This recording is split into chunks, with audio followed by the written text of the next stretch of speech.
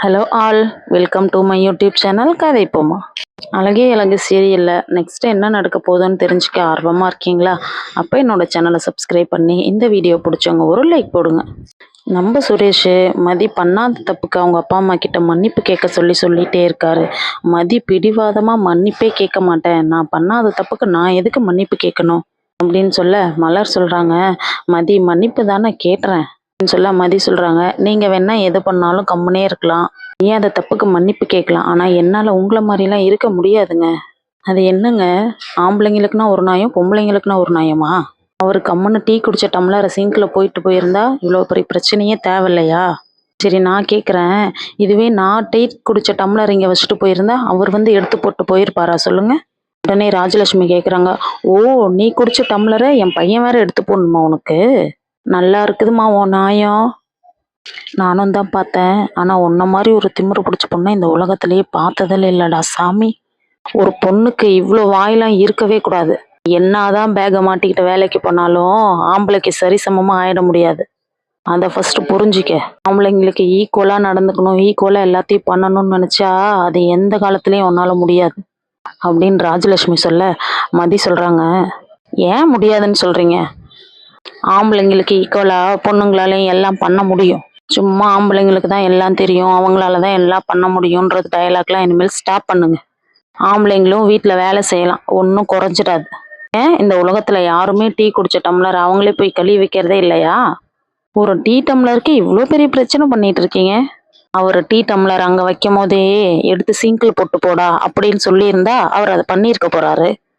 அதை விட்டுட்டு சும்மா இருக்க என்ன டீ டம்ளர் எடுத்து வைக்கலான்னு கேள்வி கேட்டுட்டு இருக்கீங்க.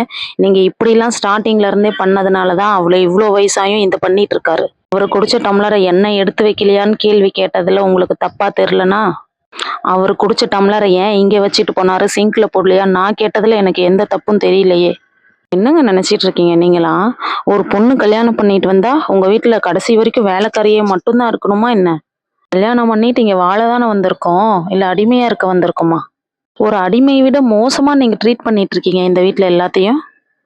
உங்க பையனை கல்யாணம் பண்ணிட்டு இந்த வீட்டுக்கு வந்துட்டோன்ற ஒரே காரணத்துக்காக என்ன வேணாலும் பேசலாம், என்ன வேணாலும் பண்ணலாம்னு நினைச்சிட்டு இருக்கீங்களா நீங்க? சரி என்ன கூட விடுங்க, மருமகன்ற உரிமையில பேசுறீங்க. எங்க அப்பா அம்மாவை பத்தி எங்க வீட்டை பத்தி தப்பா பேச உங்களுக்கு என்னங்க ரைட்ஸ் இருக்கு? ஃபர்ஸ்ட் சுரேஷை பார்த்து கேக்குறாங்க, உங்க அம்மாவை நான் பேசிட்டேன்னு சொல்றீங்களே, உங்க அம்மா சொன்னதுல 10% கூட உண்மை கிடையாது, அதை ஃபர்ஸ்ட் கேட்டீங்களா நீங்க?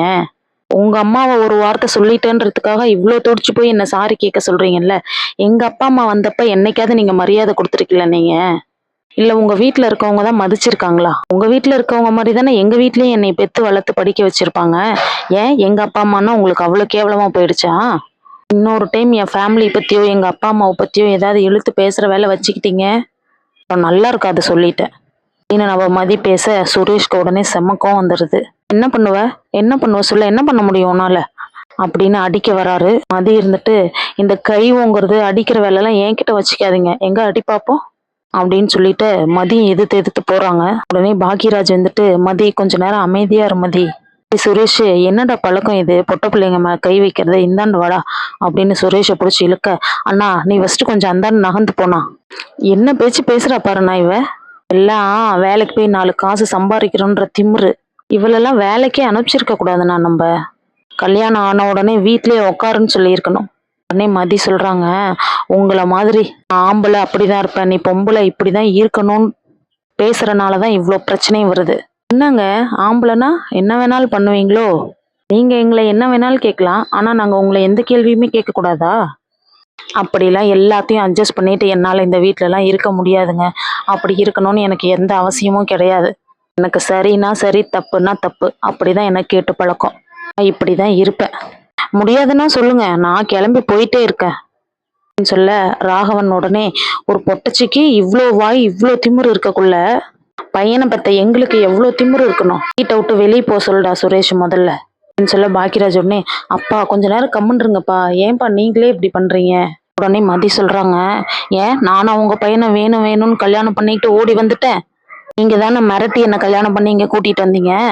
எப்படி கூட்டிட்டு வந்தீங்களோ அப்படி நீங்களே கொண்டுட்டு போய் விட்டுருங்க. அப்பதானே நீங்க பண்றது எல்லாத்துக்குமே தெரியும். என்னங்க உங்களை ஏதாவது ஒண்ணு கேட்க போனா வீட்டை விட்டு வெளியே போன்னு சொல்லிடுவீங்களா? ராஜலட்சுமி சொல்றாங்க, சுரேஷ் இவ இன்னும் கொஞ்ச நாள் இருந்தா எனக்கு என்னென்ன வரக்கூடாதோ எல்லா நோயுமே வந்துரும்டா. ஒண்ணு இவ இந்த வீட்ல இருக்கணும், இல்ல நான் இந்த வீட்ல இருக்கணும்னு சொல்ல, அதே உடனே அப்ப நீங்க வீட்டை விட்டு வெளியே போங்கன்னு சொல்லிடுறாங்க. நெக்ஸ்ட் என்ன நடக்க போகுதுன்னு நாளைக்கு பார்க்கலாம்.